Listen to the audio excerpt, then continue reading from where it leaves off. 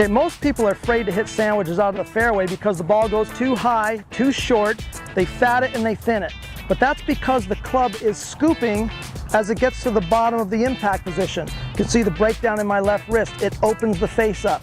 A good tour player hits the ball with their hands in front of the club, but there's a couple techniques that you have to do correct in order to ensure that de-lofted club face.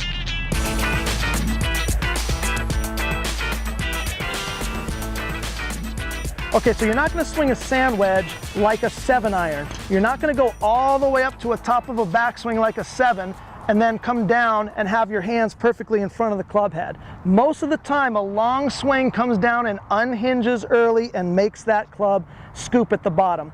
Mostly because the club is heavy. It's designed to be heavy for sand and for short game around the greens also. So what you want to do is swing shorter than your normal golf swing. At the same time, you're going to make sure that your hand is flat to the left arm, flat wristed, so that you can easily take a knuckles down position right here that turns the hands over and forward presses the impact position. So you don't want to get the hand to cup at the top of the swing, which opens the club face and promotes a scooping of the left hand. But the most important thing is as you go through the impact position, you don't want to release the club fully. You don't want to release it like a 7-iron or a driver.